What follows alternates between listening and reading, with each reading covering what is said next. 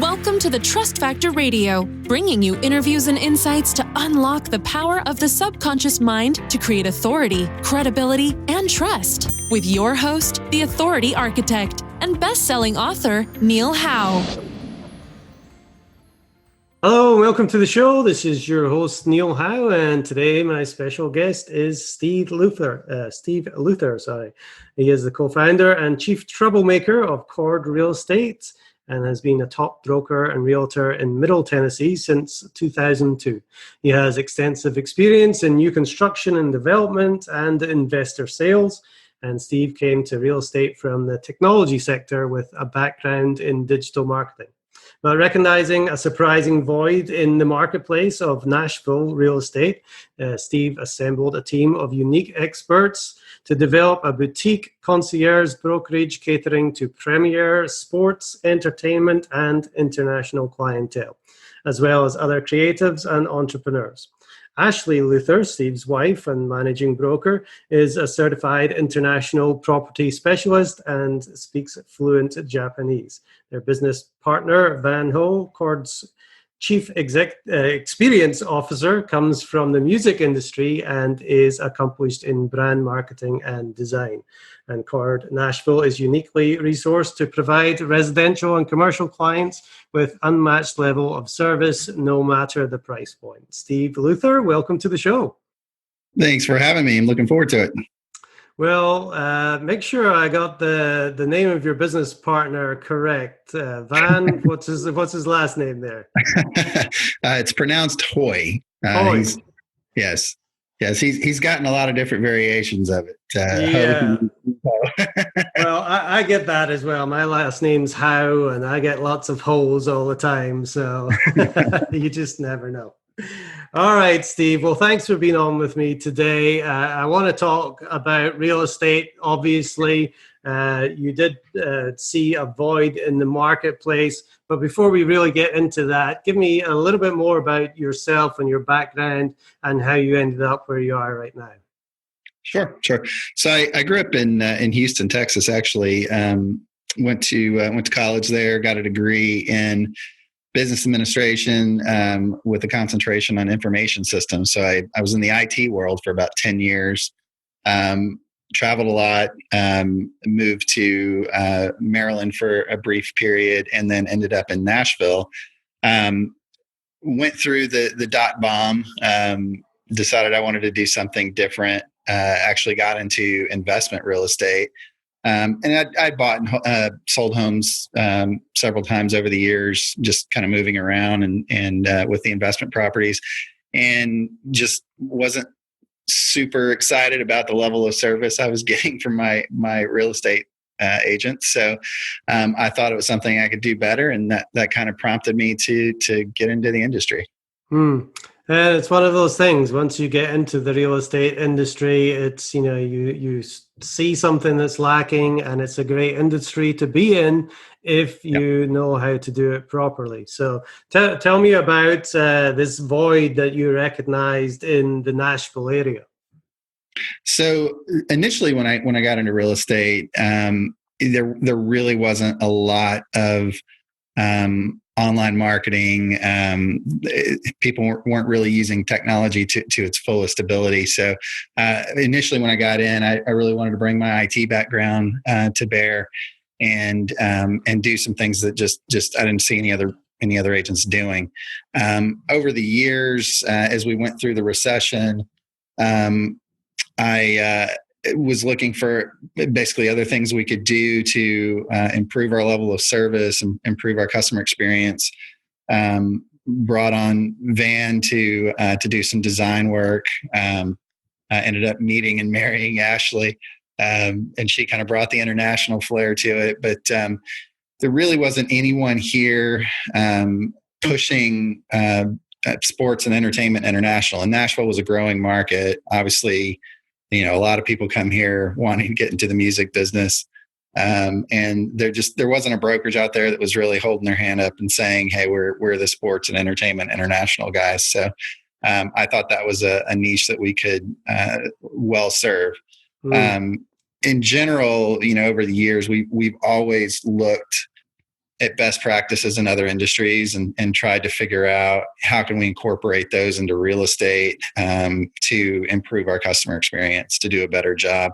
A lot of the real estate training, when you go to some of the other companies out there, typical sales, it's all a numbers game, list as much as you can. And at the end of the day, if you only sell half, you've made a good living.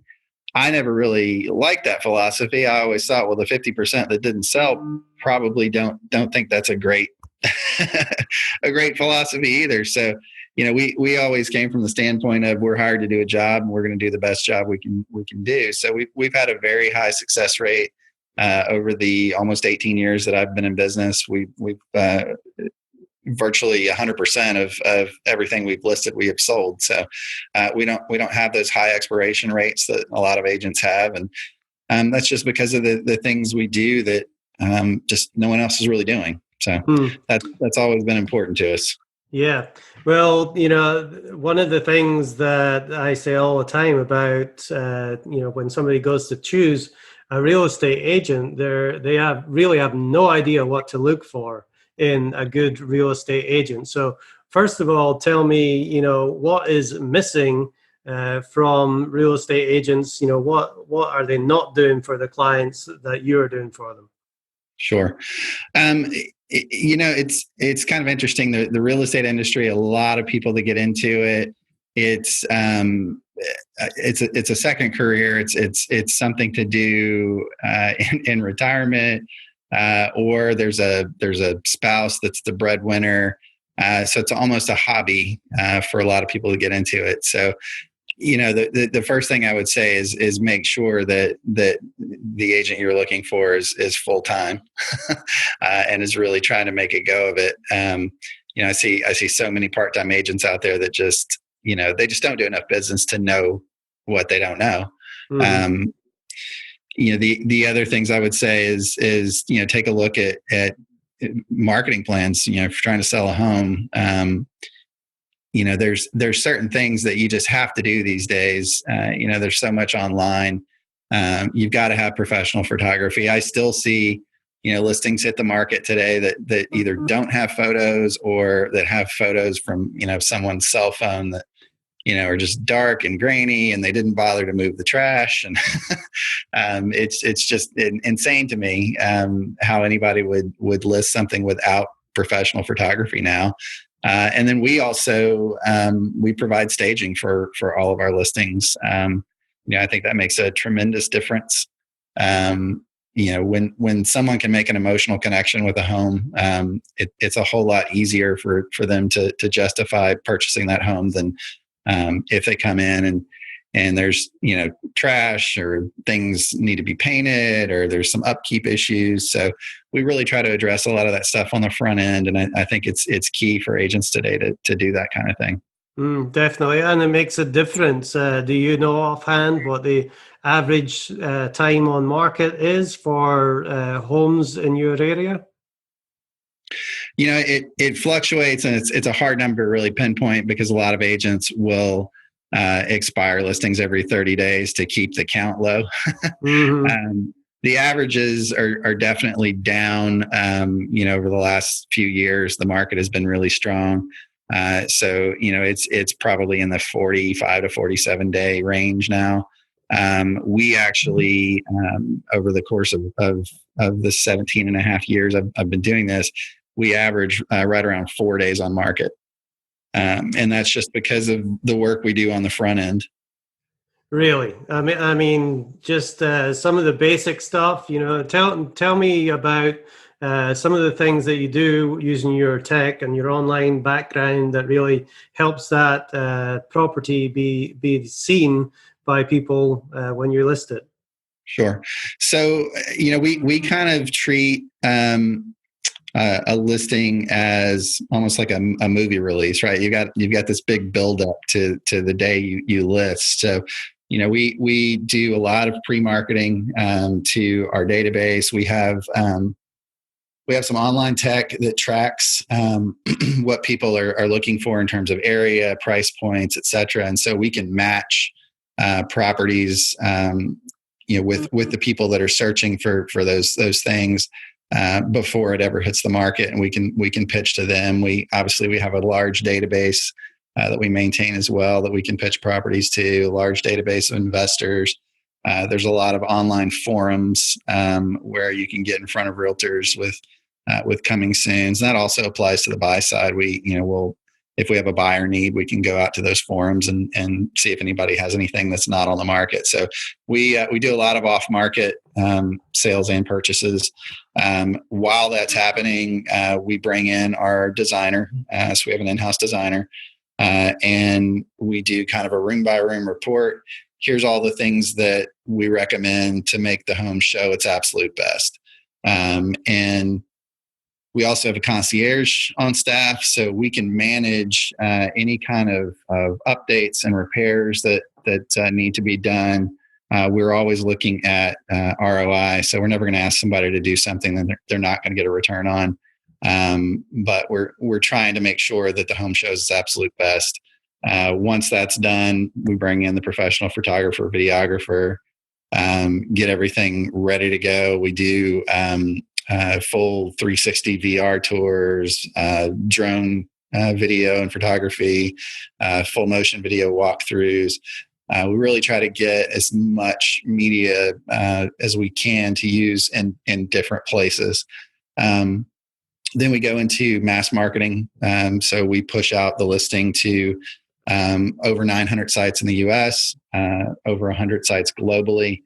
We also have an affiliation with a global marketing network called Leverage. So that allows us to get in front of a lot of the luxury brokers that are independent throughout the world. And then what we do is we get into a lot of targeted marketing, and this is where I see a lot of agents kind of don't take this extra step. We're looking to try and figure out what's the most likely buyer look like in terms of demographics, psychographics. What are their interests and behaviors? Based on that, what are the different platforms that particular type of buyer might be on, whether that's digital or whether that's print. Sometimes we'll do postcard campaigns if it makes sense for that particular buyer profile. But as we're profiling the buyers, it's allowing us to tailor a message for each specific buyer profile, and it's allowing us to figure out what's the best way to get in front of that buyer. So when we're launching the home on the MLS, we've got all that kind of set up and ready to go. So day one, it's hopefully in front of the right eyeballs. Well, there's no much wonder that the home's only on the market for four days on average or less when you do all that kind of stuff. Average. Exactly. That's the average. Well, talk to me about some of the misconceptions, because I'm sure when people think about hiring a real estate, they're not thinking about having somebody do all that kind of stuff for them. They're just, hopefully their aunt can help them out or something like that. Right. Yeah, it's interesting to me. Generally, it's one of the largest investments that someone has, and so often I see them choosing a realtor based on a relationship, whether it's a friend, relative, somebody they know from the country club, whatever it may be, and they don't look at it as a business decision. And you really have to step back and think, wait a minute, this is one of the largest assets I own. There's a lot of money involved with this. I really need to find the person that is the most qualified, that is going to get me the best return. And just so often people make an emotional decision around a home rather than a business decision. Mm-hmm. So obviously working with a real estate agent, there is a commission fee in there. What do you say, what value do you bring, and what value is there with working with a real estate agent to sell a house or buy a house rather than trying to do it yourself? Statistically, agent sold homes sell for much higher than for sell by owners. That's a well-known number across the country. you kind of have to look at a few things. One, what kind of exposure can you get as a for sale by owner versus the things that we do? There's really just limited availability of the places that you can market your property if you're not using an agent. You also have to look at, is it worth the risk? There's so many legal issues that can come up that if you're not doing this every day, you don't know what to look for. And so you can get yourself in a situation where, you may end up in a lawsuit that you didn't plan on that's going to cost you a lot of money. And also it's a convenience fee. I mean, people are busy and it's hard to be available for showings. And, if you can't get into a property to take a look at it, it's going to be hard for someone to make an offer on it. So, it's kind of a combination of those three things. It's exposure, it's risk, and it's just convenience. So ultimately the value is there in the end if you're able to sell it for a higher price than they would themselves. It makes all sense to me. All right, Steve, well, talk to me about some of the clientele that you deal with, the sports industry, entertainment, as well as international clients. What kind of homes are they looking to buy? Sure. So it's interesting when we talk about working with the entertainment industry. A lot of people assume that we're working with all these celebrities and doing all these $1 million homes. The reality is, 90% of the music industry does not make a ton of money.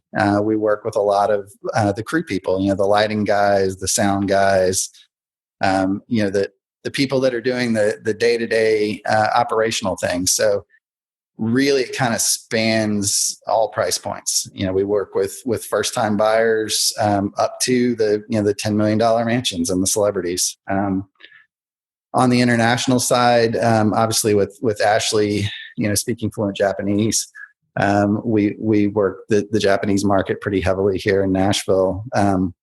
The auto industry here is really pulled a lot of Japanese companies here. There's some great ties between Nashville and Japan. So we do a lot of work with Nissan and some of the supporting companies as well. And again, it just depends on, what level of position in the company they have, what price point they're looking at, but it kind of runs the gamut. It's all over the board. So if you're dealing with a high net worth individual, what needs do they have, or what mistakes do you see them making? So a lot of times, privacy, confidentiality is something we have to look at. So we've got relationships with attorneys and financial people, and we can set up trust accounts and handle contracts in a way where we limit the exposure that someone has. A lot of times people don't want fans to know where they live, so we have to be very careful about who we're talking to and what kind of paperwork we're doing.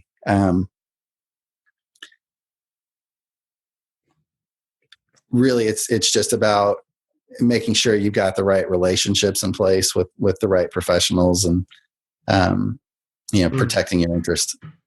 Right. And, Nashville is a beautiful area. I was just there just a couple of months ago, and there's definitely some great areas of town. Are there any specific areas of town that you work mainly in? We're really kind of all over the 10-county region. A lot of our business is Williamson County, Davidson County, Sumner County. We also do quite a bit in Rutherford and Wilson. Just kind of depends on what someone's looking for. We have people that are looking for an urban experience. We have people that are looking for something more suburban or rural. And certain price points make more sense in certain areas than others.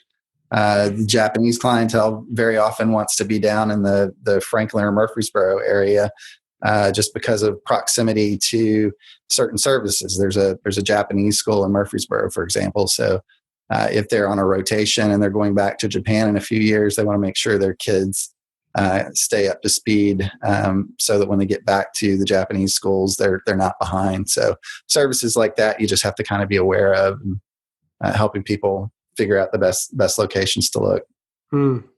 So what should somebody know that they have to do? What kind of list of things would they have to do when they start working with a real estate agent? What kind of information do you need from them in order to get the process started?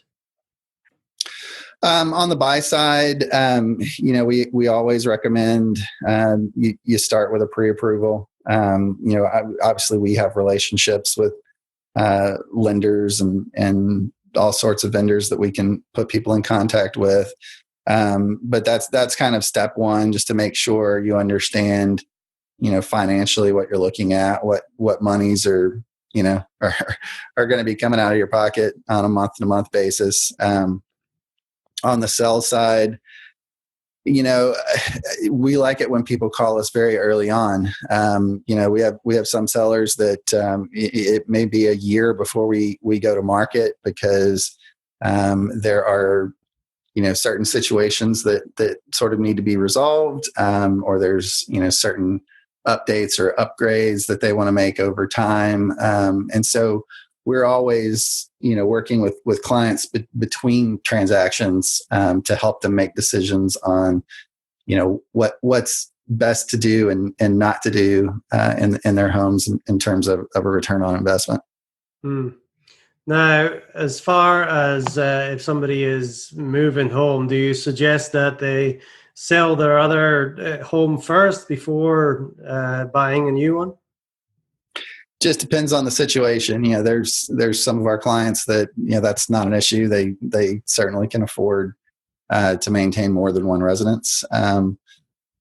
So it's more of a convenience for them if they want to be able to make the transition without having to deal with showings and having to get out of the home for people to come see it.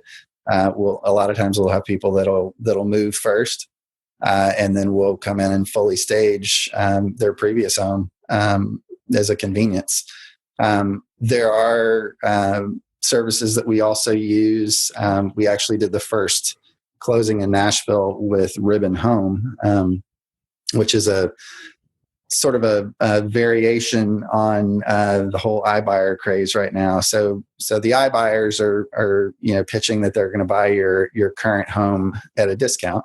It's no different than investor sales have always been. They've got to make a profit margin. So they're going to buy your current home at a discount so that you can get your equity out and buy your next home. Ribbon takes a slightly different approach. So they'll actually buy your next home as a cash buyer. So you can actually, if you don't have that financial ability, they give you the ability to have a stronger negotiating position as a cash buyer. And it also gives you time to sell your current property without having to try and time it.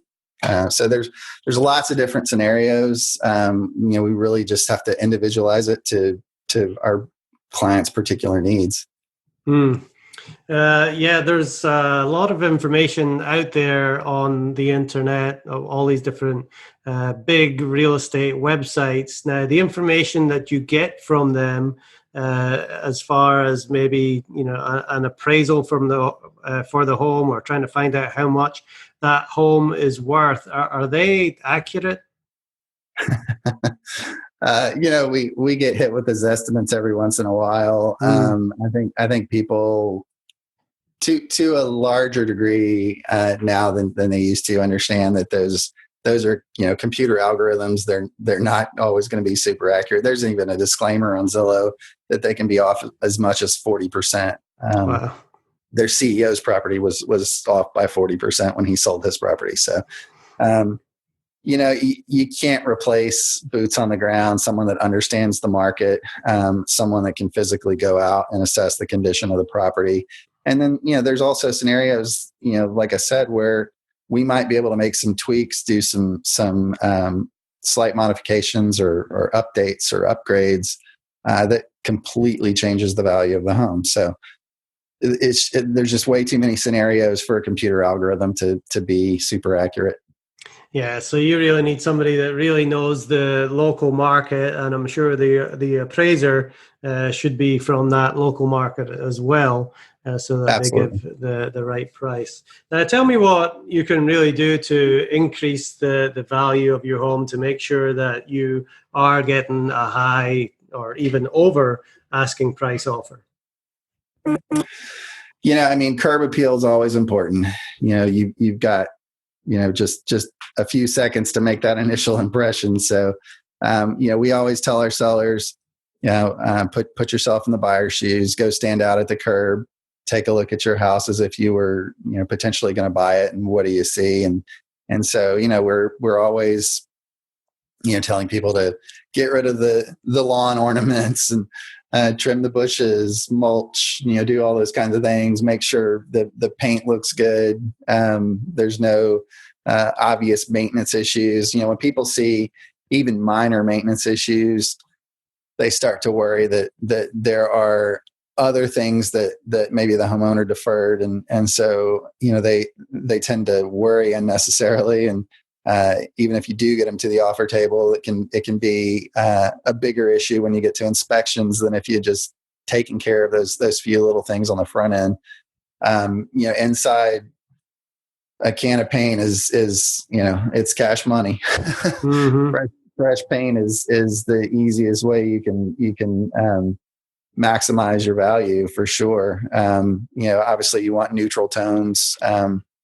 Someone comes in and it's very personalized. Buyers tend to think that the things cost a lot more than they do. Sellers tend to think they cost a lot less than they do. So, dealing with some of those things on the front end is always helpful. And then kitchens and bathrooms, are kind of the big items. So, we're always looking at the best we can show those areas, the common areas for staging. If updates need to be made, if we need to look at countertops, painting the cabinets, anything like that. And we're always looking to see how does it compare with competition. What's on the market right now, and what are the features you need to have to be competitive. What kinds of things can we do to make yours stand out? In addition to just general return on your investment. Now, when it comes to bringing the offer to the table and doing all the paperwork, what are some things that you've seen that can really mess a transaction up, and how do you avoid those? Again, a lot of it is just doing some things on the front end, making sure you really look at any kind of deferred maintenance issues. Inspections can derail a lot of closings. Finance issues are probably the number one thing that causes a transaction to fall apart. So, just being diligent on the front end, making sure that the buyers are well qualified, and making sure that you've done your maintenance on your home. And if that means we need to bring someone in to crawl around in the crawl space and make sure we don't have any issues there, it's a whole lot better to do it on the front end than to wait for it to be a big red flag for the buyer. Definitely. And these are all things that a good real estate agent will have their hand on, making sure that they all get done in time. Do you have a massive checklist, I suppose, that you go through to make sure all this is done? We have a pretty insane checklist of action plans for every phase of the process. Whether it's the buy side or the sell side, it's pretty crazy, the amount of detail. Awesome. Well, tell us a little bit more about CHORD Real Estate in Nashville and where you are planning to go in the next 5 years with your business. Sure. So again, we developed the brand as a sports and entertainment and international brand. Our office is located on Music Row. So it was definitely a location we wanted to have. It's internationally known, and with kind of having that sports and entertainment branding, it was important to us. We definitely see ourselves as a boutique brokerage. We don't want to be a big box brokerage like some of the big franchises out there. I don't want hundreds of agents in my office. We like to keep it small, keep the culture the way it is, and really focus on the customer experience. And I think if you get too big, you start to lose some of that. You lose that control. So our individual offices will be kept relatively small, but the growth plan is to take the model to other sports and entertainment markets. So probably our next logical place is Atlanta, but we'll hit other sports and entertainment markets across the U.S. and hopefully globally eventually. Well, when you are in Atlanta, you need to stop by and we'll have a coffee or something. There's definitely plenty of sports and entertainment in this city. So anyway, Steve, give us some information about how people can get in contact with you if they are looking to buy or sell their home in the Nashville area.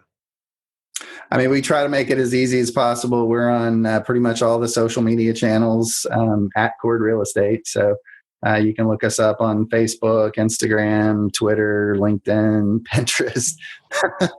We monitor those on a daily basis. So we're responding to clients on social all the time.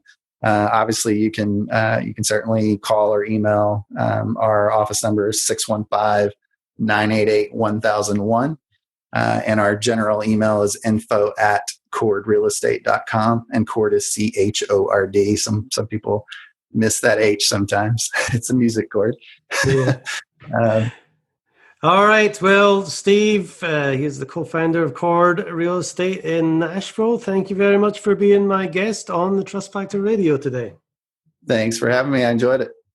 And to our listening audience, if you like what you hear, hit that like button and share, and we'll see you next time on the show.